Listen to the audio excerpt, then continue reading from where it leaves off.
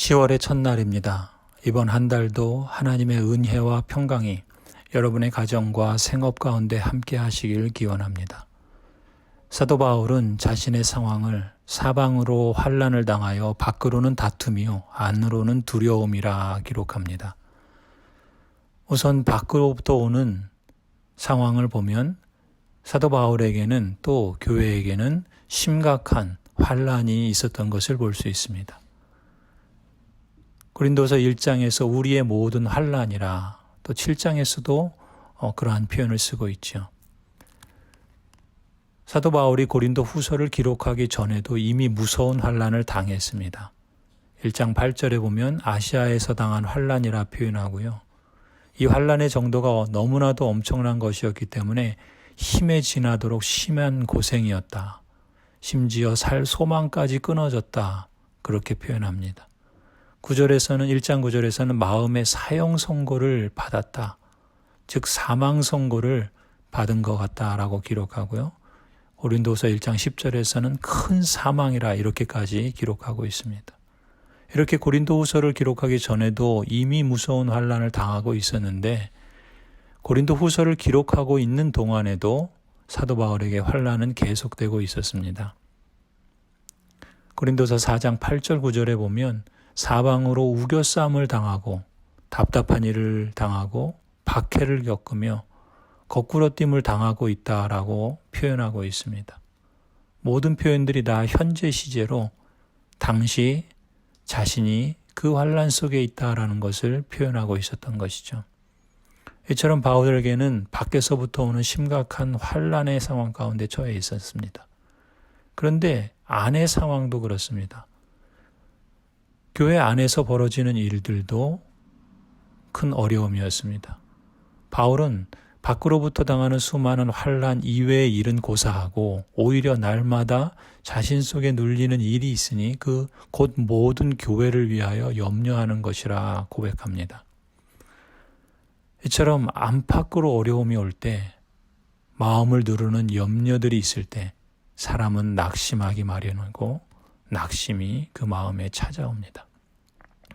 하지만 사도 바울은 4장 16절에서 그러므로 우리가 낙심하지 아니하노라 라고 고백합니다.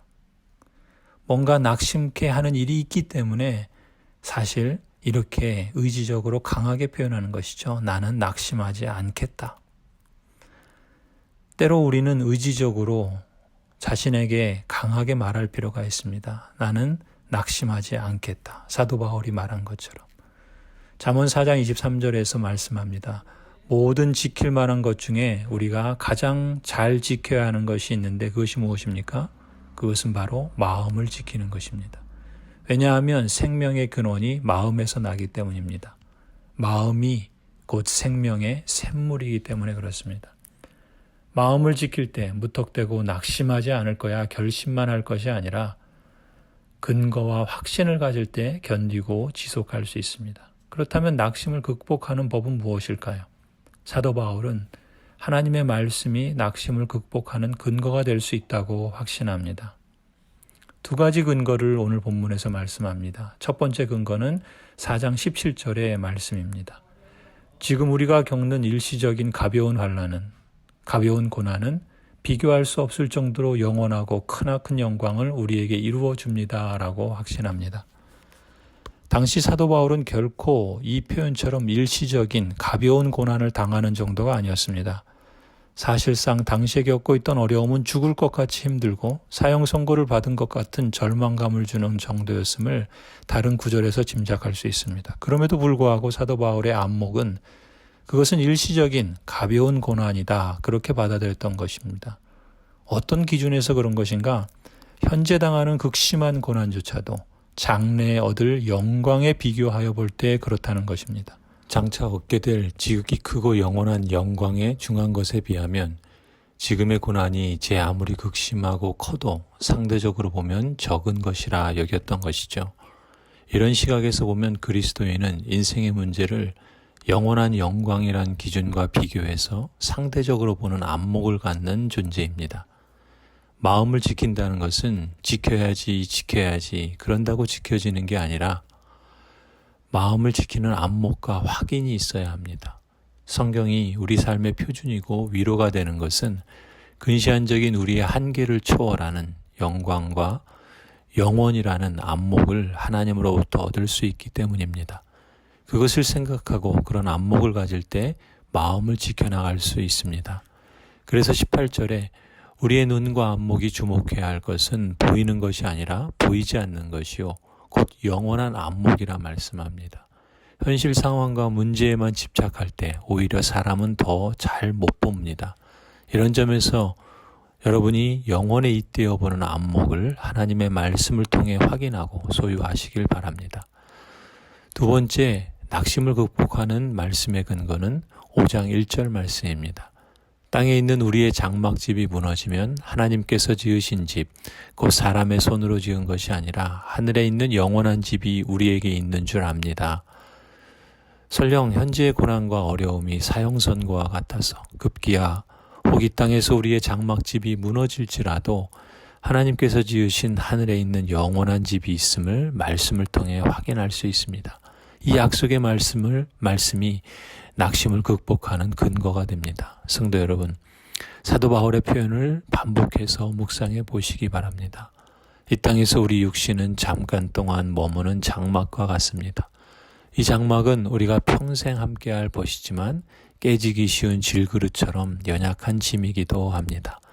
그래서 이 땅에 사는 동안 신자의 삶에도 여러 고난으로 인해 연약한 짐으로 인한 탄식이 있지만 바울은 이 육신의 짐을 벗고 하늘의 영광스러운 집을 얻게 될 것을 확신하고 이를 간절히 사모하노라고 고백합니다. 이 고백은 단지 썩어질 육체를 벗으려는 절규가 아닙니다. 썩지 않게 될 영광스러운 부활의 몸을 입고 영원히 주님과 교제하며 복되게 살게 되리라는 영적 갈망도 담겨 있습니다. 이 땅의 장막인 육신이 무너질지라도 주님의 재림 때에 죽지 않고 썩지 않는 영원한 영광의 몸을 새롭게 입혀주실 것이기 때문에 그렇습니다. 그 일이 있을 것을 보증하기 위해 하나님은 우리에게 성령 하나님을 보내주셨습니다. 몸의 부활이라는 소망이 있기에 바울은 죽음을 두려워하지 않을 뿐 아니라 고난으로 인한 낙심 중에도 믿음의 길을 계속해서 담대하게 걸어갈 수 있었습니다. 이 세상에서 겪는 어떤 탄식도 몸의 부활로 인해 우리가 누릴 영광과 비교할 수 없습니다.